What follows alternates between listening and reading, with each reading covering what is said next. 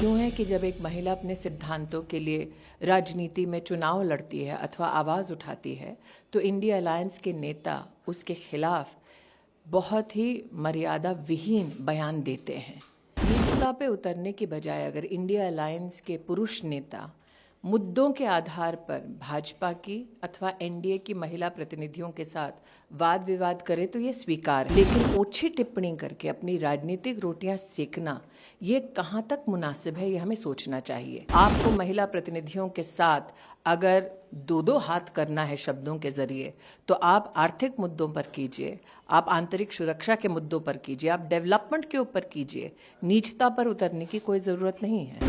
मैदान में उनको लेकर के जिस तरह से टिप्पणी की जा रही थी, इस पे क्या कहेंगे? चाहे सीता सोरेन हो झारखंड में या शाइना एनसी हो महाराष्ट्र में, ऐसा क्यों है कि जब एक महिला अपने सिद्धांतों के लिए राजनीति में चुनाव लड़ती है अथवा आवाज़ उठाती है तो इंडिया अलायंस के नेता उसके खिलाफ बहुत ही मर्यादा विहीन बयान देते हैं।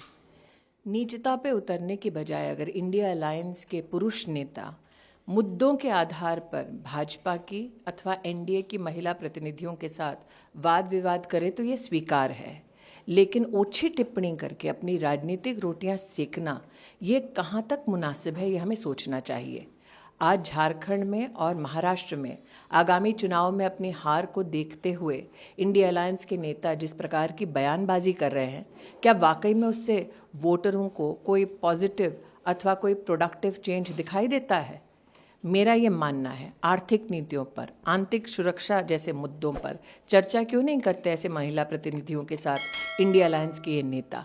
एक तरफ नरेंद्र मोदी 33% का आरक्षण का बिल पारित करके महिलाओं को देश की राजनीति में और बुलंद कर रहे हैं और दूसरी ओर इंडिया अलायंस के नेता महिला जनप्रतिनिधियों के साथ इस प्रकार की बदतमीजी कर रहे हैं।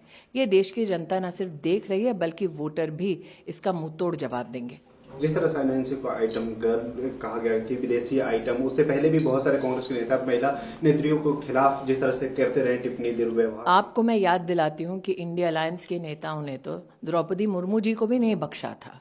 तो जो देश के महामहिम राष्ट्रपति का अपमान करे, स्वाभाविक है कि वो विधानसभा के चुनाव में महिला उम्मीदवारों के साथ इस प्रकार का दुर्व्यवहार करेंगे। लेकिन मैं पुनः कहती हूँ ऐसे पुरुषों से, आपको महिला प्रतिनिधियों के साथ अगर दो हाथ करना है शब्दों के जरिए तो आप आर्थिक मुद्दों पर कीजिए, आप आंतरिक सुरक्षा के मुद्दों पर कीजिए, आप डेवलपमेंट के ऊपर कीजिए। नीचता पर उतरने की कोई जरूरत नहीं है। ताज़ा खबरों के लिए हमारे चैनल को सब्सक्राइब करें और बेल आइकन दबाएं।